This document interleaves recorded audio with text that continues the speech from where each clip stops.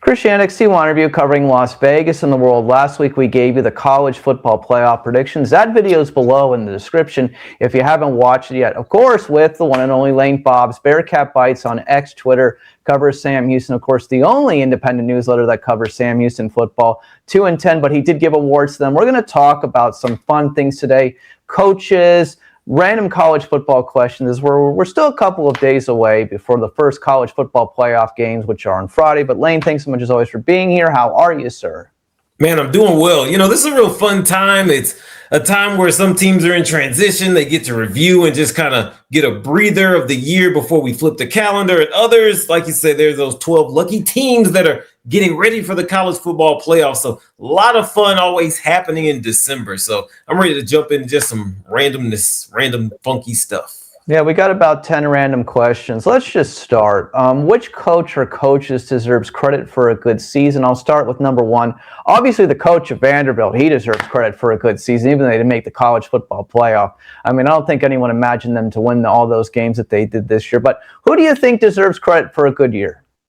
Well, I'm going to go two people. I'm going to go with, obviously, some would say obviously, but I just really think so. Kirk O.C., so there's Kirk Cignetti there at Indiana. I really thought that they were a team that, okay, this was fun. They're going to make it. They'll kind of do like what Arizona did and maybe drop back down to about 7-8 wins, still be competitive. These guys took out Ohio State for the Big Ten title game. #1 overall seed. They beat Oregon and in a pretty impressive fashion. So I got to go with them. And then the second one, I'll go with the smaller school, Jerry Mack, Kennesaw State. And we may talk about them a little bit again, but, coming off with a 2-win season, they have fired their coach, Brian Bohannon, bring in this guy, who's this Jerry Mack that nobody likes and they don't know about him. And he turns it around and they end up winning Conference USA. So we talked some of their players during the offseason at the football kickoff in Frisco, Texas, in the Dallas suburbs, and they didn't seem too excited. I wonder what they would sound like now. A lot of fun, so I go with those two.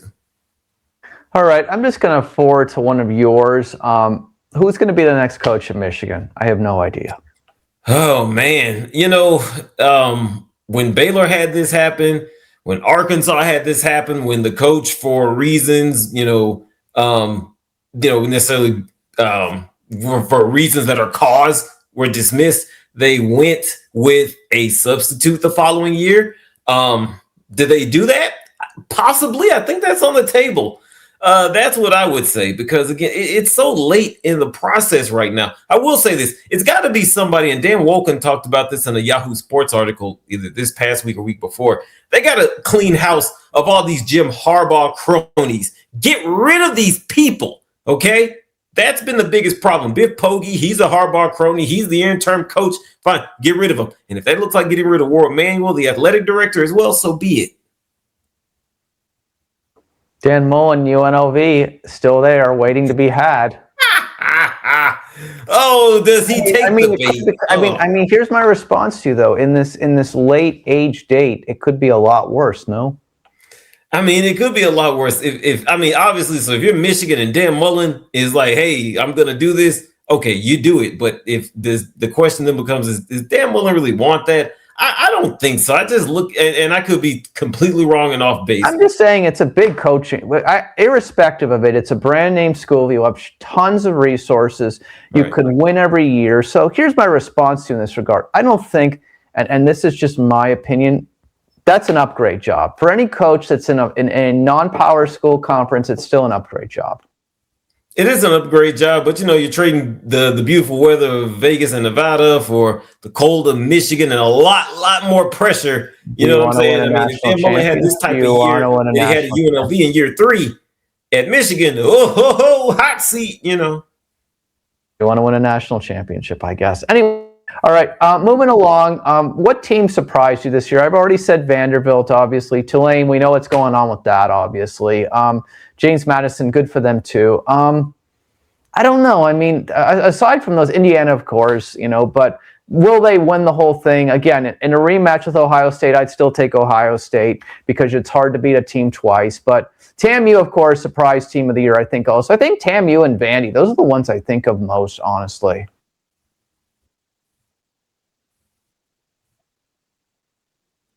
Thoughts? Yeah, I think so. And you look at Vanderbilt. I mean, the fact that they were able to send a Heisman Trophy guy there. Oh. And as an aside, I should have added this topic too. Diego Pavich is very bad, very just disgusting behavior. After Fernando Mendoza wins the Heisman, now we've got the good guy in the black hat. Now we've got that. I kind of want Pavich to come back just so he can be that guy, but that's an aside. But the fact that they had this success in year two, it shows consistency. It shows that Vanderbilt's putting up the money that they're investing. So was a pleasant surprise just there. The level of consistency. Don't forget about Virginia. They had a nice season. Now they didn't win the ACC, but that they were able to win a bunch of games. Beat Florida State in a fun game at home when they were ranked. So there were a couple surprises around college football. Yeah, we already talked about this earlier in the year, but to go back to the question again, Deion Sanders, year 3, terrible. First year, not very good, but it's a transition year. Second year, great. Here's my response to you. Did he just build an offense for his son to do well in? I know they had Travis Hunter too, who was a top 5 draft pick, but did they just build an offense for his son to do well in? And I know he's with the Browns, not a great team, obviously. He's getting creamed in the backfield. But honestly, to tell you the truth, do you think that they have any points there? Or do you think if his son went to another team with a better offensive line, he'd have a better chance in the NFL? So you're asking about Shedeur, no matter how you feel about Shedeur, you got to look at this from the bigger standpoint of it's the Cleveland Browns. Okay. Fair enough. It's the Cleveland Browns. They've gone through quarterbacks that I like. A bunch of Aggies were saying, well, see, Johnny Manziel, if the Browns had a better O-line. You remember Brandon Wheaton, Oklahoma State. Well, if he had a better O-line, and just insert your gripe here, it's the Cleveland Browns. So, yes, I think he'd be doing better. Tyler Shugg looks pretty okay-ish for the Saints. If he had went there, like a lot of people thought, maybe that's how he looked. They're a little more functional there. But I'll say this with Coach Prime. If there was an offense built for his son, I would say it's being remedied with the hiring of Brendan Marion, the former Sacramento State head coach. People remember him. Some of your listeners and viewers may remember him during his time with UNLV. They've got this fun offense, and it's going to be on a bigger stage now because it's a Power 4 school. Let's see what that works with. Let's see what that looks like with Julian Lewis. Let's see what that looks like. They still don't really have the offensive line. That's going to be the problem.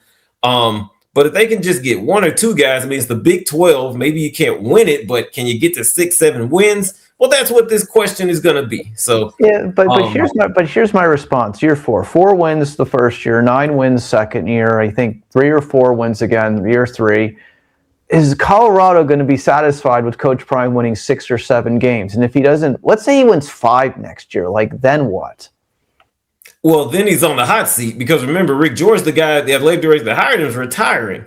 And Bomani Jones said this best, and I really agree. Colorado does not really have the resources necessary to make having Coach Prime to max it out. To max out what it means to have him, because Coach Prime's even said it. We don't really have NIL like that. It's still Colorado. Take out the Cordell Stewart years, and I might be off. Maybe there's some back in the 70s, 60s sometime. The touchdown against Michigan at the end. Oh, my God. That's all I think about. Only people who've been around for a little long, like you and me, know what that game meant, and what that meant back then.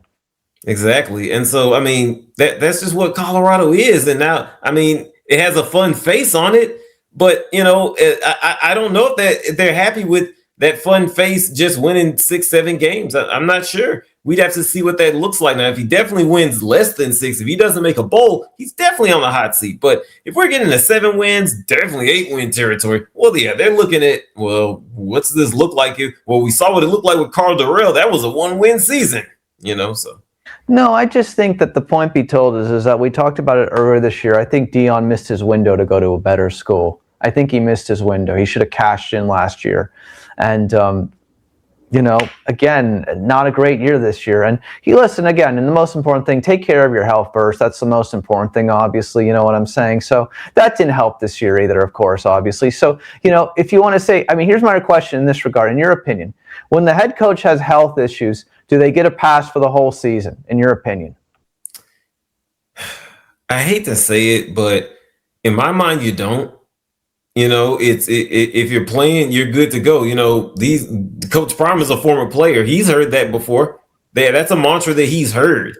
So it's like if you're out there, you're good to go. And I think that's part of why they brought in Brendan Marion to really just give somebody really not named Pat Shurmur, which was a bad hire, the complete control over this offense so that he can maybe focus on that a little bit more. So there's controls in place. Now what that means for Colorado is if it's not working, he needs to look at leaving. Again, I remember at Texas A&M, I think we talked about this with Billy Kennedy, who was the head coach a number of years ago. He had to retire because his health just got to be too much.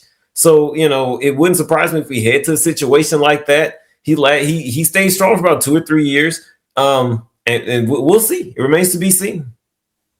Okay, transfer protocol, not something I really pay attention to much, I must admit.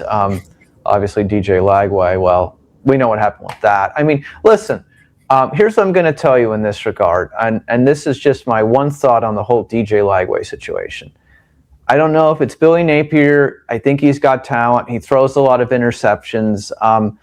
Could there have been a challenge for the quarterback next year? I think so. There could have been a quarterback contest. Could he have still won that? Yes. But if he doesn't want a quarterback contest next year, which I think is what's going on here, he gets into the portal. I think Florida can find somebody potentially.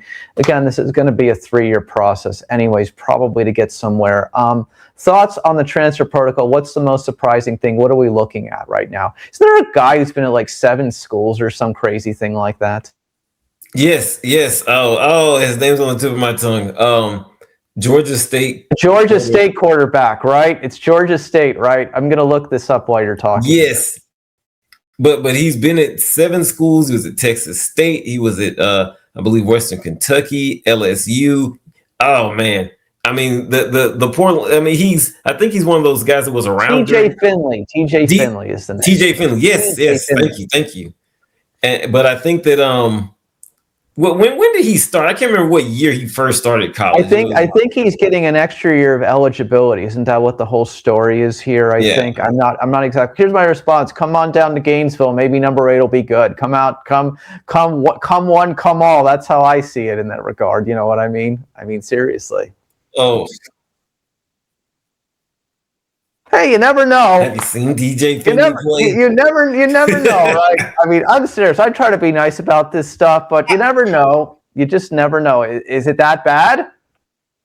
There's a reason he's been in 7 schools. Here's my response to you. When you win 4 games last year, you're willing to try anything, right? I don't know. Oh, but man. That's crazy. What do you think, though, like as far as players besides TJ Finley anomalies, what do you think is surprising so far? What are you looking forward to seeing? Well, 2 players just kind of just stand out. I think I need to look up where he kind of stands. DeAndre Johnson, this big number 11 with Jacksonville State. He's a big-time target. And I think I saw him play in person when they came here to Houston to play Sam Houston.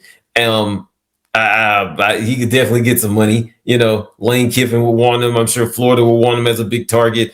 But I'll go with Bryce. He hasn't entered yet, but I would go Bryce Underwood, Michigan, because, again, it's a new coach. There's 30-day portal. He's already used up one of his years of eligibility. Does he want to use another year on a transition coach in this period of transition? Does he go back to LSU maybe with Lane Kiffin at the school where he initially committed to? But he's from Detroit. That's one player I'm really kind of looking at. He could be this year's Nico Iamaleava in that he is the biggest story, not in how it happened, but in that he is the biggest quarterback story. So, okay, here I'm just going to go for it. Best coaching hires, my opinion, Virginia Tech and Florida. Yeah, biased, but I think so. Worst coaching hire, LSU. How is it not? Worst schedule ever. 6 wins this year, 7 wins for LSU. Sorry, LSU just he'll be gone. He'll be gone in 3 years. You know it. It's just going to happen. I'm going to stay away from old polarizing Lane Kiffin. I'll go worst hires first, or most uninspiring hires. I'll go Auburn, and I'll go Auburn and Arkansas. They hired Alex Golesh at Auburn, Ryan Silverfield, Arkansas. Now, the thing specifically with these 2 guys is we never really got to see them max out what, the best version of Memphis and South Florida, especially their older schools, could be, because Memphis just now got that full commitment from those corporate dollars with FedEx. South Florida was finally going to really put in some effort, so what does it look like when they're the two biggest fish couldn't get their teams to the playoff as the biggest fish in American? I really wonder what those two hires are going to look like. On the other side, if you're going best coach hire next year or long term, if I'm going next year, why not Eric Morris at Oklahoma State? Big 12's wide open. Oklahoma State was terrible, and so if they can get to a bowl, 6 wins, which isn't the hardest thing in the Big 12, that's considered a success. Now, if we're going 3 years, I'll go with John Summerall. I'm gonna make you smile, Chris. I'm gonna go with Florida. I really like that hire. And he's got inroads in Louisiana from those times there. He's got inroads in Alabama. Now he's going to have guys working in Florida. I mean, he's got the 3 main states. The only one he really doesn't have is Texas, but you can win with non-Texas guys. Georgia has shown that. I mean, Texas guys are peppered in with Georgia, but Georgia's shown it, So I think that John Summerall probably the best long-term hire. Like you said, 3-year process. So that's what I'm going to go with. They'll give him 3 years because the reality of what it comes down to at the end of the day is they gave Napier that long, they'll give him that long. And the reality of what it comes down to at the end of the day is, again, I think the schedule is favorable enough to win 9 or 10. I know I might be delusional, but if you look at that schedule, you'll be like, man, they have an easy schedule next year. There's the Florida schedule is pretty easy next year, honestly, to tell you the truth. So I don't know. Again, you get a couple players. A lot of things can change. You got a top 20 recruiting class coming in, supposedly still, potentially at this point. So we'll see what happens. Final thoughts. Next week, we're going to talk about presents for the best in college football and maybe some lumps of coal. But any final thoughts? Anything else that surprised you this year, really, locally or not? Just how, man, as an Aggie, I guess, just really how. Beat Miami. Really how the Aggies, even in this expanded playoff era, managed to just keep the season-long con going, to get just enough people believing.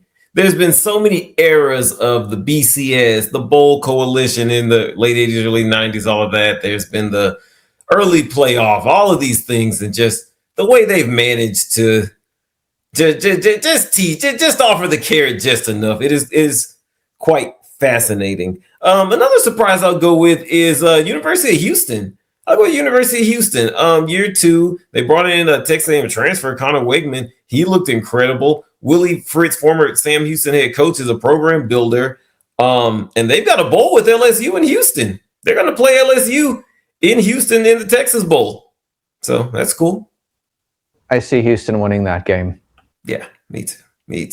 Here's what I'm going to tell you. Final thoughts.